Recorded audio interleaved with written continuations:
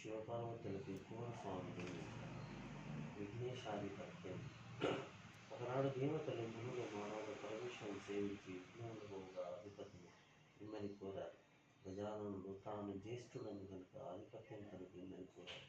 గజాననుడు మరుగుజ్జువాడు, అనర్హుడు, అసమర్థుడు కాబట్టి ఆధిపత్యం తనకే ఇవ్వాలని కుమారస్వామి తండ్రికి వేడుకున్నాడు. అందుకు శివుడు తన కుమారునిచ్చి, వీరిరువురు ఎవరు ముల్లోకములలోని పవిత్ర నదులన్నింటిలో స్నానం చేసినట్టుగా నా వద్దకు వస్తారో వారికి ఈ ఆధిపత్యం లభిస్తుందని చెప్పాడు. అంత కుమారస్వామి వెంటనే బయలుదేరా. గజాననుడు అచేతనుడయ్యాడు. మందగమనుడైన తాను ముల్లోకాల్లోని నదులన్నిటిలో వేగంగా స్నానం చేసి రావడం కష్టసాధ్యమని తరుణోపాయం చెప్పమని తండ్రిని వేడుకున్నాడు. వినాయకుని బుద్ధి సూక్ష్మతకు మురిసిపోయిన శివుడు నారాయణ మంత్రాన్ని అనుగ్రహించాడు. నారములు అనగా జలములు, జలములన్నీ నారాయణుని అధీనములు అనగా నారాయణ మంత్రం అధీనంలో ఉంటాయి. వినాయకుడు ఆ మంత్రం చదువుతూ తల్లిదండ్రుల చుట్టూ ప్రదక్షిణం చేయడం ప్రారంభించాడు. ఆ మంత్ర ప్రభావాన ప్రతి తీర్థంలోనూ కుమారస్వామి కన్నా ముందే వినాయకుడు ప్రత్యక్షం కావడానికి ప్రారంభించాడు.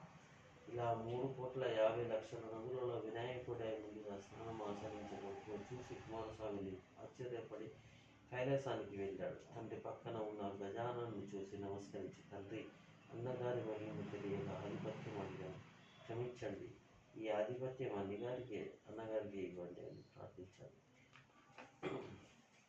చంద్రుని పరిహారం. అంత పరమేశ్వరుడు భాద్రపద శుద్ధ చవితి నాడు గజాననునికి విఘ్నమాధిపత్యం ఇచ్చాడు. ఆనాడు సర్వదేశస్థులు విఘ్నేశ్వరుని కుడుములు, ఉండ్రాలు మొదలైన పిండి వంటలు, టెంకాయలు, తేనె, అరటిపండ్లు, పానకం, వడపప్పు మొదలైనవి సమర్పించి పూజించగా విఘ్నేశ్వరుడు సంతుష్టుడు. కొన్ని భక్షించి, కొన్ని వాహనంకిచ్చి, కొన్ని చేత ధరించి సూర్యాస్తమయ వేళకు కైలాసానికి వెళ్ళి తల్లిదండ్రులకు ప్రణామం చేయబోయాడు. ఉదరం భూమి కారిన చేతులు భూమి కానక ఇబ్బంది పడుతుండగా శివుని శిరమందున్న చంద్రుడు వినాయకుడు అవస్థ చూసి నవ్వాడు. రాజు దృష్టి సోకిన రాళ్ళు కూడా నుగ్గవుతాయి అన్నట్లు విఘ్నదేవుని ఉదరం పగిలి లోపలున్న పురుగులన్నీ ఆ ప్రదేశంలో పడ్డాయి.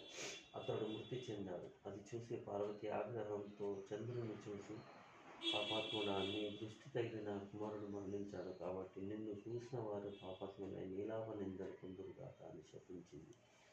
ఋషి పత్ని నీలాపం. ఆ సమయంలో సప్త మహర్షులు యజ్ఞం చేస్తూ తమ భార్యలతో అగ్ని ప్రదక్షిణం